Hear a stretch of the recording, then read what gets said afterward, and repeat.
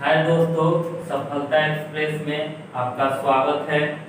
देखिए, आज से हम लोग जीके जीएस का सीरीज चालू कर रहे हैं, जिसमें सबसे पहले इतिहास होगा और इतिहास में भी सबसे पहले आधुनिक भारत का इतिहास, जैसा कि आप लोग हेडिंग देख रहे हैं, और उसके बाद होगा यूरोपीय कंपनियों का आगमन। यानी मेरे कहने का मतलब ये है कि आधुनिक भारत के इतिहास का ही पहला टॉपिक है यूरोपीय कंपनियों का आगमन।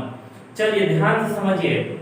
देखिए आप लोग, ये जो सीरीज चल रहा है, इंडिया का कोई भी वनडेज एग्जाम हो, चाहे यूपीएससी हो, चाहे बीपीएससी हो, चाहे स्टेट पीसीएस हो, कोई भी वनडेज एग्जाम हो, जिसमें ये सीरीज अगर आप लोग पढ़ लिए तो उस एग्जाम का एक भी क्वेश्चन आपका छूटने वाला है नहीं। आप लोग फाइनली हर एक जीके बेस्ड एग्जाम में आप लोग सफलता पाइएगा। चलिए ध्यान दीजिए। देखिए, सक्सेस जो है, सक्सेस एक आर्ट है, एक कला है। देखिए क्या होता है एग्जाम में, बहुत सारे लोग हैं जाते एग्जाम में, कोई भी ज्यादा नंबर से एग्जाम में फेल नहीं होता है, या तो 2 नंबर से, 4 नंबर से, 6 नंबर से, इतना ही नंबर से फेल होता है, ज्यादा नंबर से फेल नहीं होता है। तो उसको मद्देनजर रखते हुए हम एक एक क्वेश्चन को, जो 2 नंबर का है, 4 नंबर, 6 नंबर, यानी मेरे कहने का मतलब 70 आता है, 71 में मेरिट बनता है, तो हम कोशिश करेंगे कि आपका 74 है, 75 है, 80 आता है, 81 मेरिट बनता है, तो हम चाहेंगे कि आपका 81 है, 85 है। उस तरीके से एक एक पॉइंट को देखते हुए हम ये सीरीज चालू किए हैं। और देखिए, हमेशा विश्वास बनाए रखिएगा और हमेशा सक्सेस होइएगा। चलिए देखिए, इस पे एक बात बोलते हैं, उसके बाद हम लोग ये सीरीज स्टार्ट करेंगे। देखिए, लाख दलदल ही सही पैर जमाए रखिए, लाख दलदल ही सही पैर जमाए रखिए, हाथ खाली ही सही हाथ उठाए रखिए। लाख दलदल ही सही पैर जमाए रखिए, हाथ खाली ही सही हाथ उठाए रखिए। कौन कहता है कि छलनी में पानी जम नहीं सकता, बर्फ बनने तक हौसला बनाए रखिए। तो चलिए, इसी तरह आप लोग भी हौसला मजबूत रखिए और आइए हम ये सीरीज चालू करते हैं। देखिए आप लोग का जैसा कि हेडिंग देख रहे हैं, आधुनिक भारत का इतिहास, और उसमें पहला जो टॉपिक है यूरोपीय कंपनियों का आगमन। चलिए ध्यान से समझिएगा। देखिए, हम लोग ये समझेंगे कि भारत में यूरोपीय कंपनियों का आना क्यों जरूरी पड़ गया कि वे लोग दूसरे तरफ न जाकर के भारत की तरफ रुख किए। तो ध्यान से समझिएगा। देखिए, यूरोप कॉन्टिनेंट वो लगभग पूरे ठंडा महादेश है, यानी उधर बहुत ज्यादा ठंडा पड़ता है। तो उधर के लोग कार्निवोरस हैं, यानी वहाँ ज्यादातर मांसाहारी लोग हैं, और मांसाहारी भोजन के लिए मसाले की जरूरत पड़ती है। तो ये लोग मसाले पहले क्या करते थे, सपोज दैट रफली ये भारत मान लीजिए, रफली भारत है आप लोगों का, और इधर क्या था, इधर आपके तुर्की था, इधर आपके तुर्की था। पहले क्या होता था कि तुर्की के लोग भारत से, यानी लगभग उस समय अरब के ही लोग कहते थे, पहले के लोग यहाँ से भारत से मसाला ले जाते थे, तुर्की वगैरह, और यहाँ से यूरोपीय व्यापारी, खासकर इटली के लोग क्या करते थे, मसाला ले जाकर के पूरे यूरोप में बेचा करते थे। लेकिन कंडीशन क्या हुआ कि 1453 ईस्वी में, 1453 ईस्वी में उस्मानिया सल्तनत का, उस्मानिया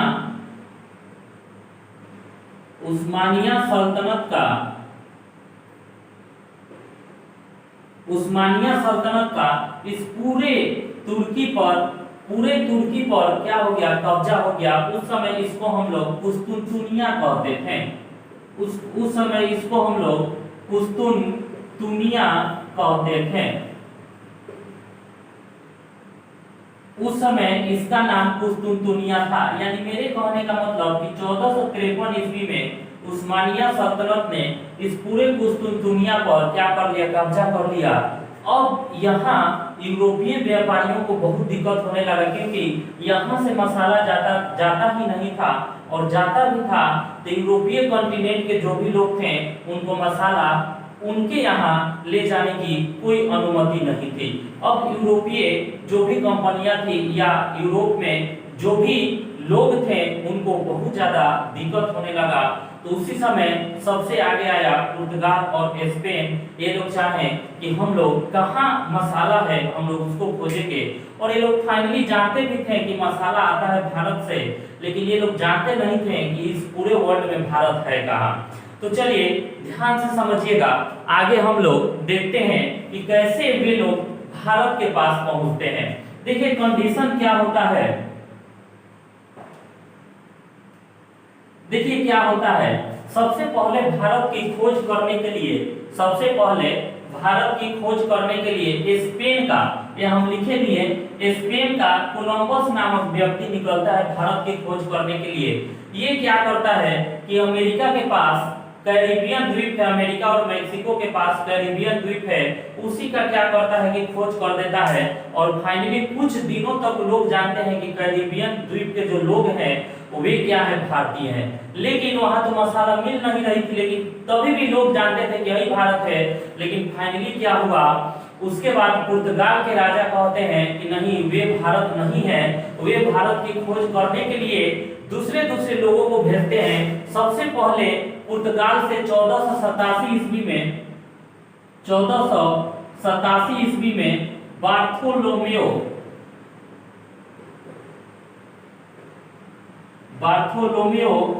डियाज, देखिए पुर्तगाल के जो शासक थे, पुर्तगाल का जो शासक थे, पुर्तगाल का जो शासक थे उनका नाम था मैनुअल प्रथम, मैनुअल प्रथम। लेकिन उस समय जो पुर्तगाल के राजा थे, उस समय पुर्तगाल के जो राजा थे उनका नाम था हेनरी द नेविगेटर। इनका नाम था हेनरी, लेकिन इनको द नेविगेटर की उपाधि मिला था। देखिए उस समय पुर्तगाल के शासक थे, जब बार्थोलोमेओ डियाज आता है भारत में, उस समय पुर्तगाल के शासक थे मैनुअल प्रथम, और आपके पुर्तगाल के राजा थे हेनरी, और इनको उपाधि मिला था द नेविगेटर का। ये क्या करते हैं, द नेविगेटर यानी हेनरी को बहुत ही ज्यादा रुचि था जहाज बनवाने में, आपके समुद्र में इनको जाना बहुत रुचि था। उस समय यूरोप में पुनर्जागरण भी आया था, बहुत आधुनिक आधुनिक जहाज का आविष्कार हो रही थी, दिशा सूचक यंत्र का आविष्कार हो गया था। उसके बाद क्या हुआ कि हेनरी द नेविगेटर ने 1487 ईस्वी में बार्थोलोमेओ डियाज को भेज दिया आपके भारत को खोजने के लिए। लेकिन बार्थोलोमेओ डियाज ने साउथ अफ्रीका के नीचे Cape of Good Hope, Bartolomeu Dias ने साउथ अफ्रीका के नीचे एक जगह है अंतरिक्ष द्वीप, जिसको हम लोग कहते हैं केप ऑफ गुड होप, यहीं से आकर के वापस लौट कर चला गया बार्थोलोमेओ डियाज, और बोला कि इसके आगे कोई देश ही नहीं है। यहाँ से हेनरी द नेविगेटर बहुत ज्यादा गुस्सा हुए आपके बार्थोलोमेओ डियाज के ऊपर, और उसके बाद तैयार करते हैं 1498 ईस्वी में, 1498 ईस्वी में वास्को डी गामा को, वास्को डी गामा 1498 ईस्वी में हेनरी द नेविगेटर ने भेजते हैं वास्को डी गामा को, और वास्को डी गामा ने फाइनली आता है केप ऑफ गुड होप, और इसके आगे भी बढ़ता है, और इसके आगे बढ़ता है तो गुजरात का एक व्यापारी मिलता है, गुजरात का एक व्यापारी मिलता है जिसका नाम रहता है इब्न मजीदी, जिसका नाम रहता है इब्न मजीदी। इससे भेंट होता है। Vasco da Gama cape of good से आगे बढ़ता है, इंडिया के पास आता है तटीय इलाके में, तो वहां गुजरात का एक व्यापारी था इब्न मजीदी से, समझिए इसको मछुआरा भी कह सकते हैं, इब्न मजीदी से भेंट होता है वास्को डी गामा का। अब वास्को डी गामा पूछता है कि भारत कौन है, तो इब्न मजीदी कहता है कि भारत यही है। फिर वास्को डी गामा पूछता है कि मसाला मिलता कहाँ है, तो इब्न मजीदी ने ले जाकर के केरल छोड़ दिया, और केरल के कालीकट पर वास्को डी गामा को छोड़ दिया। और जैसे ही वास्को डी गामा कालीकट पे गए तो वहां के राजा थे बहुत ही ज्यादा आश्चर्यचकित हुए, बोले वहां के जो राजा थे, रानी थे, वे लोग तो आज तक इस तरीके के जहाज देखे नहीं थे। वे लोग बहुत ही ज्यादा आश्चर्यचकित हुए और वहां गए और वास्को डी गामा को बहुत ही भव्य तरीके से स्वागत किए थे। और बाद में वास्को डी गामा ने राजा को, रानी को जहाज पे भी घुमाया था। और देखिए वास्को डी गामा कालीकट कब पहुंचा था, बहुत पूछता है एग्जाम में, तो ये कालीकट 17 मई डेट के हिसाब से याद रखिएगा, कालीकट ये 17 मई 1498 ईस्वी को पहुंच चुका था। और देखिए केरल गया, केरल के कालीकट उतरा और वहां पे कुछ दिनों तक रहा और बहुत ही ज्यादा वहां से मसाला लेकर के यूरोप चला गया। तो यूरोप में गया तो यह केरल से यूरोप ले जाने में यानी पुर्तगाल ले जाने में जितनी पैसा लगा था, जितनी लागत लगी थी, उसको हटा करके वास्को डी गामा ने यूरोप में मसाला बेचा तो उसको पूरा का पूरा 60 गुना मुनाफा हुआ। यानी जितनी उसकी लागत थी उसको हटा करके यूरोप में मसाला बेचा तो 60 गुना मुनाफा हुआ। और यूरोप में पुर्तगाल धीरे धीरे अमीर हो रहा था और पूरे यूरोप में होड़ मच गई कि देखिए पुर्तगाल के लोग कैसे भारत से मसाला लेकर के आते हैं और इतने अमीर होते हैं। तो वहां से पूरे यूरोप में होड़ मच गई और सारे लोग भारत के तरफ आने लगे। तो चलिए हम लोग देखते हैं कि सबसे पहले भारत कौन आता है, उसके बाद कौन आता है, फिर कंपनियों का स्थापना कैसे होता है, फिर उसके बाद ये लोग भारत आते हैं तो भारत को राजनीतिक शोषण करने लगते हैं और ये लोग भारत को फाइनली गुलाम बना लेते हैं। तो चलिए ध्यान से समझिए, हम लोग एक एक करके आगे बढ़ेंगे। जैसे देखिएगा सबसे पहले भारत, ध्यान से समझिएगा, यहाँ देखिए भारत में आगमन यानी यूरोपीय कंपनियों का भारत में आगमन यानी कौन से यूरोप कंपनी भारत में कब आए थे। चलिए ध्यान से समझिए, देखिए भारत में आगमन सबसे पहले पुर्तगाल की कंपनी आया था भारत में 1498 ईस्वी में। सबसे पहले पुर्तगाली कंपनी आया था जिसका नाम था एस्तादो दा इंडिया। उतना याद करने की जरूरत नहीं, आप लोग सिर्फ याद रखिएगा पोर्टुगीज ईस्ट इंडिया कंपनी यानी पुर्तगाली ईस्ट इंडिया कंपनी। देखिए आप लोग ये समझते होइएगा कि डच में भी हम लोग ईस्ट इंडिया कंपनी यानी डच ईस्ट इंडिया कंपनी भी बोलेंगे, अंग्रेज में भी अंग्रेज ईस्ट इंडिया कंपनी यानी ब्रिटिश ईस्ट इंडिया कंपनी बोलेंगे, डेनिश में भी डेनिश ईस्ट इंडिया कंपनी बोलेंगे और फ्रांस में भी फ्रेंच ईस्ट इंडिया कंपनी बोलेंगे। आप लोग ये समझते होइएगा कि आखिर ईस्ट इंडिया ईस्ट क्यों लगाया जा रहा है। तो समझिए इधर यूरोप है और यहाँ मेरा प्यारा सा भारत है, यानी यूरोप से भारत को देखा जाएगा तो ईस्ट में पड़ता है यानी पूर्व में पड़ता है, इसीलिए सारे कंपनियों में ईस्ट इंडिया कंपनी लगा दिया जाता है। चलिए ये भी क्वेश्चन आप लोग का क्लियर हो गया होगा। तो सबसे पहले पुर्तगाली ईस्ट इंडिया कंपनी आती है और कब आती है तो 1498 में आती है। फिर डच ईस्ट इंडिया कंपनी आती है 1605 में आती है। फिर अंग्रेज यानी ब्रिटिश ईस्ट इंडिया कंपनी आती है यानी अंग्रेज लोग आते हैं 1605 में आते हैं। फिर डेनिश ईस्ट इंडिया कंपनी 1620 में और फ्रांसीसी ईस्ट इंडिया कंपनी यानी फ्रेंच ईस्ट इंडिया कंपनी 1668 में। ध्यान से समझिएगा, इन लोग का आप लोग का क्रम याद रखना है। सबसे पहले आते हैं पुर्तगाल का, फिर आते हैं डच का, फिर आते हैं अंग्रेज का, फिर डेनिश का और फिर फाइनली लास्ट में आते हैं फ्रांस का। देखिए आप लोगों को क्रम याद रखना, एग्जाम में क्रम पूछता है। सबसे पहले पुर्तगाल, फिर डच, फिर अंग्रेज, फिर आपके डेनिश, फिर आपके फ्रेंच। और डेट भी याद रखना है, पुर्तगाल 1498, डच 1605, अंग्रेज 1605 और डेनिश 1620 और फ्रेंच 1660। देखिए अंग्रेज 1605 नहीं, हम यहाँ गलती बोल दिए, अंग्रेज 1608 में भारत आए थे। अंग्रेज 1600 कब आए थे? 8 में भारत आए थे। चलिए हम लोग भारत में आगमन जानेंगे पुर्तगालियों का, डचों का, अंग्रेजों का, डेनिश का और फ्रांसीसी का। अब ध्यान से समझिए, हम लोग ये जानेंगे कि जैसे पुर्तगाली ईस्ट इंडिया कंपनी हो गई, डच हो गई, अंग्रेज हो गई, डेनिश हो गई, फ्रांसीसी हो गई। अब हम लोग ये जानेंगे कि ये कंपनियों का अपने देश में कब स्थापना हुआ था। देखिए भारत में स्थापना नहीं, ये कंपनियों का अपने देश में कब स्थापना हुआ था। यानी पुर्तगाली ईस्ट इंडिया कंपनी का पुर्तगाल में कब स्थापना हुआ, ब्रिटिश ईस्ट इंडिया कंपनी का ब्रिटेन में कब स्थापना हुआ, डच ईस्ट इंडिया कंपनी का डच में कब स्थापना हुआ। देखिए डच का आधुनिक नाम हॉलैंड और नीदरलैंड भी है। डेनिश ईस्ट इंडिया कंपनी का आपके डेनिश में कब स्थापना हुआ, डेनिश का आधुनिक नाम आप लोग डेनमार्क जानते होंगे। फ्रांसीसी ईस्ट इंडिया कंपनी का फ्रांस में कब स्थापना हुआ, यानी अपने देश में लोगों का कब स्थापना हुआ। ध्यान से समझिएगा, पुर्तगाली ईस्ट इंडिया कंपनी की स्थापना 1498 पुर्तगाल में, ब्रिटिश ईस्ट इंडिया कंपनी की स्थापना ब्रिटेन में हुआ 1600 ईस्वी में, फिर डच का 1602 में, डेनिश का 1616 में और फ्रांसीसी का 1664 में। ध्यान से समझिएगा, ये लोग अपने देश में स्थापना किए हैं। पुर्तगाली का 1498, ब्रिटिश का 1600, फिर डच का 1602, डेनिश का 1616 और फ्रेंच का 1664।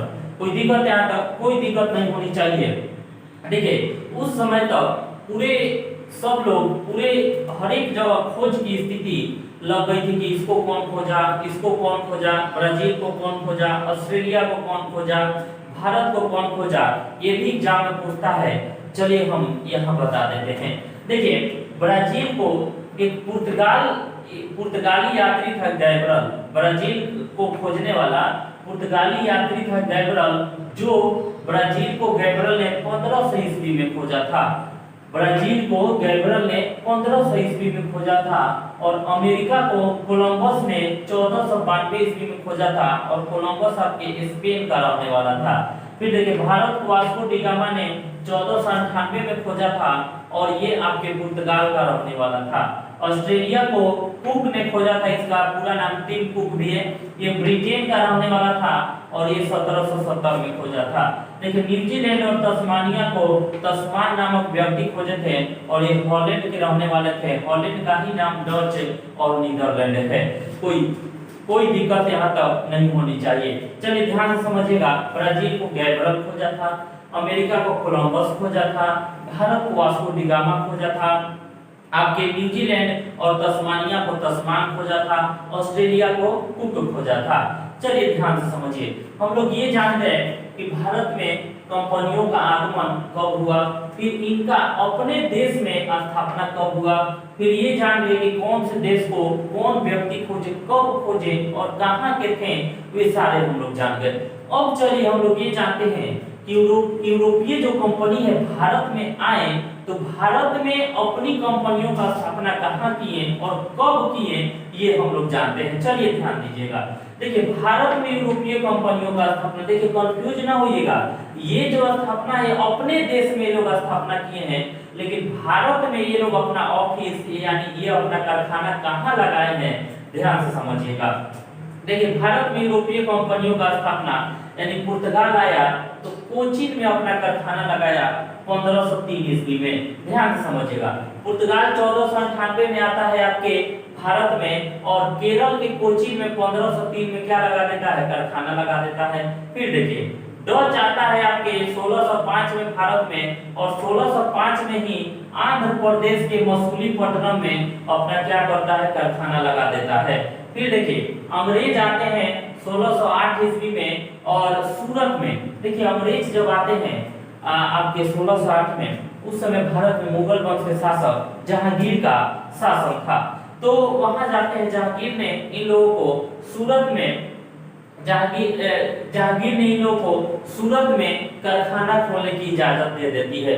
तो लोग सूरत में जाते हैं कारखाना खोलने, लेकिन जितनी एरिया इन लोगों को अलॉट किया गया था उससे ज्यादा एरिया में कंपनी खोल रहे थे, जिसके कारण जहांगीर ने गुस्सा होकर के सूरत में कंपनियों की जो स्थापना हो रही थी उस पर रोक लगा दिया। तो अंग्रेज ने क्या किए, अंग्रेज ने सूरत से निकल के 1611 ईस्वी में आंध्र प्रदेश के मसूलीपट्टनम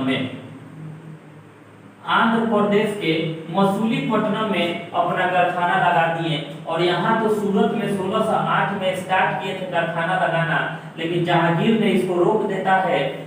तो अंग्रेज ने सूरत से निकल के आंध्र प्रदेश के मसूलीपट्टनम में 1611 में अपना कारखाना लगा देते हैं और फाइनली यहाँ का जो कारखाना है जहांगीर की फिर अनुमति मिलती है तो ये कारखाना 1613 में बन करके तैयार होता है। तो देखिए क्वेश्चन कैसे पूछेगा। अगर क्वेश्चन पूछेगा कि अंग्रेजों ने भारत में सबसे पहले कारखाना लगाने की कोशिश कहाँ की थी, तो कहिएगा सूरत में 1608 में।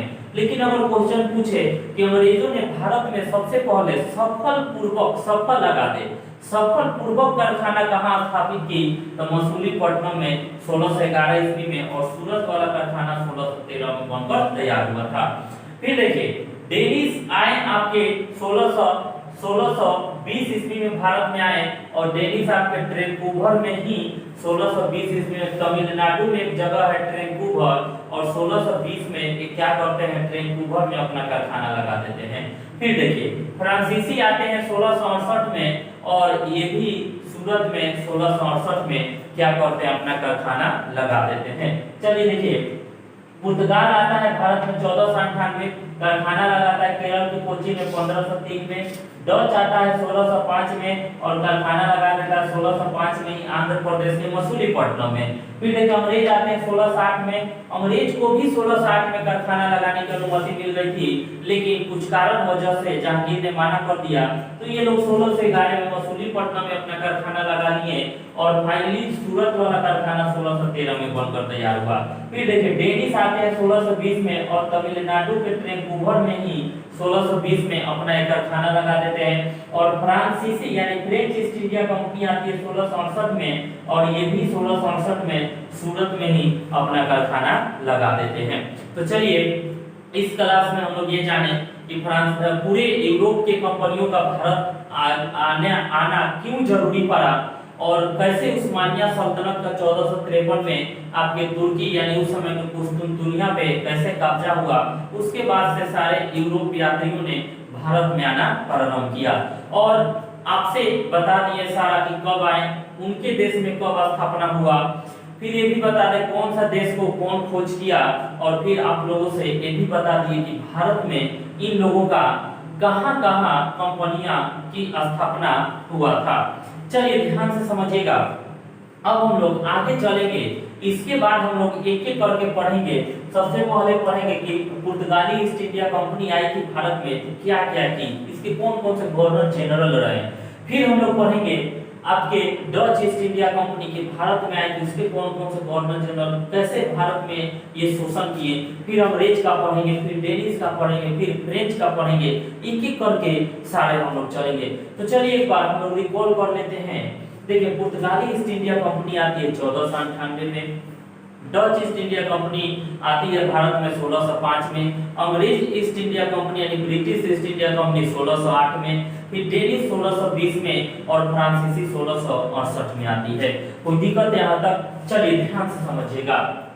देखिए उसके बाद भारत में कंपनियों का आगमन, देखिए एक मिनट, यहाँ फ्रांसीसी ईस्ट इंडिया कंपनी 1668 नहीं 1664 में आती है और भारत में कंपनी की स्थापना करती है 1668 में। ये थोड़ा सा मिस्टेक हो गया था, सुधार लीजिए। फ्रेंच ईस्ट इंडिया कंपनी आती है 1664 में लेकिन भारत में स्थापना करती है 1668 में। चलिए अब हम लोग ये जानेंगे कि इनके देश में कंपनियों की स्थापना कब कब हुआ था। पुर्तगाली ईस्ट इंडिया कंपनी 1498, ब्रिटिश का 1600, डच का 1602, डेनिश 1616 और फ्रेंच का 1664 में। कोई दिक्कत यहाँ तक? कोई दिक्कत नहीं होना चाहिए। चलिए देखिए ब्राजील का खोज गैब्रियल किए थे, अमेरिका का खोज कोलंबस, भारत का वास्को डी गामा, ऑस्ट्रेलिया का कुक और न्यूजीलैंड और तस्मानिया का कौन किए थे? तस्मान किए थे। अब चलिए देखिए पुर्तगाल आया तो कोच्चि में अपना पहला कारखाना लगाया, फिर आया आपके डच तो मसूलीपट्टनम, अंग्रेज सूरत, डेनिश ट्रैंकूवर और फ्रांसीसी सूरत में। देखिए आप लोग एक क्रम भी याद रखिएगा, क्या करता है कि एग्जाम में ये चार देश का नाम दे देगा और पूछेगा कि सबसे पहले कौन आया, या भारत में कंपनियों का स्थापना दे देगा और पूछेगा कि भारत में सबसे पहले कौन आया। तो चलिए आज के क्लास के लिए इतना ही रहने देते हैं और आप लोग इसको स्क्रीनशॉट कर लीजिएगा और स्क्रीनशॉट करके आप लोग इसको अच्छे ढंग से नोट्स बनाइएगा और डेली ये सीरीज हम आगे आप लोगों को बढ़ाते रहेंगे। ये सीरीज में बने रहिए और आप लोगों को अच्छा लगे तो लाइक भी कीजिएगा, सब्सक्राइब भी कीजिएगा और दूसरे जगह अपने मित्रों के पास शेयर भी कीजिएगा कि उनका भी ये सीरीज से फायदा हो सके। तो चलिए आज का क्लास हम यही रुकते हैं।